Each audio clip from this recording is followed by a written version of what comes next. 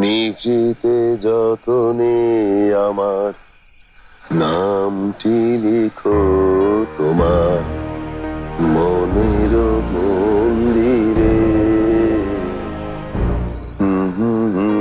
সখী এখানে বসে কি করছেন? ঘুমান নাই আপনি? আপনিও তো ঘুমাননি। নাইট গার্ডের অভিশপ্ত জীবন, ঘুম আসতে চায় না। মনে হয় যে কখন জানি চোর ডাকাত আইসা ঢুকা পড়ে। অথচ দিনের বেলা আপনাকে ডেকেও তোলা যায় না।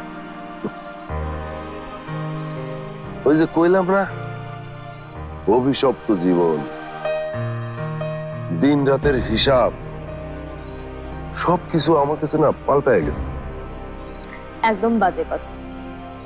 যার জীবনে টুনির মতো এরকম একটা ফুটফুটে মেয়ে আছে, তার জীবন কেন অভিশপ্ত হবে?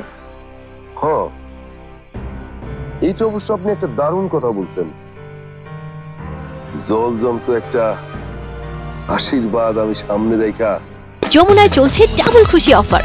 এই ঈদে যমুনার পণ্য কিনলেন তো জিতলেন। কি সব আবল তাবল কথা বলতেছি আমি? এত কিছু না ভেবে এখন ঘুমাতে যান। কাল সকালে আবার জামিল স্যারের সাথে আপনাকে বের হতে হবে। আপনি যাবেন তো? আমি যাব কিনা সেটা এখনো স্পষ্ট করে বলতে পারছি না। রাত শেষ হইলেই আমরা যাব, অথচ আপনি কইতে পারতেছেন না যে আপনি যাবেন কিনা। তার মানে কি আপনি যাবেন না? এখন আপনি ঘুমাতে যান, আমিও যাচ্ছি। আজকের চাঁদটা কি দেখছেন?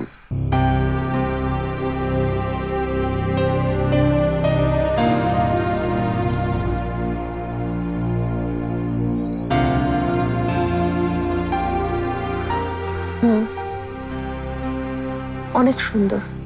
চাঁদ কেন এত সুন্দর সেটা জানেন?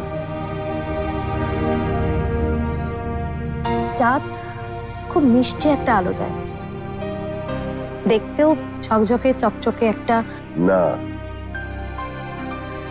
চাঁদ মোটেও ঝকঝকে চকচকে না, কলঙ্ক আছে চাঁদের।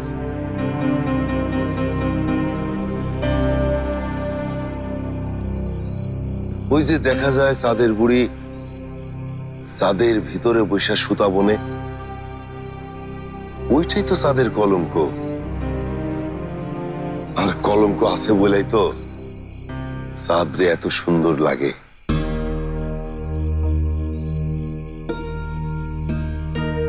আর তার যদি কলঙ্ক না থাকতো তাইলে চাঁদরে কিন্তু শুধুমাত্র একটা বড় সড়ো বাল্ব, মানে একটা লাইটই মনে হইতো।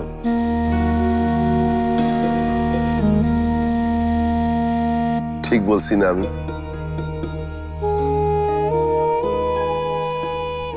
এইটাই হইল মানুষের জীবন।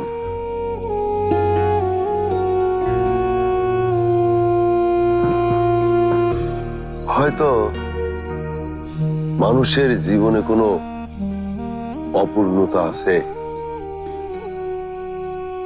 কিছু দুঃখ আছে, কিছু যন্ত্রণা আছে,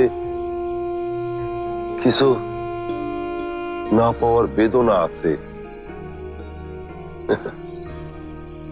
এইটাই তো মানুষের জীবনের কলঙ্ক। আর এইসব যদি না থাকতো তাহলে কিন্তু জীবনের হাসি আনন্দের কোনো মানেই থাকতো না। এসব কথা আপনি আমাকে কেন বলছেন? আপনার মতো চাঁদও পারতো তার কলঙ্করে লুকানোর জন্য নিজেরে লুকায় রাখতে সবার কাছ থেকে, কিন্তু কই, চাঁদ তো সেটা করে নাই।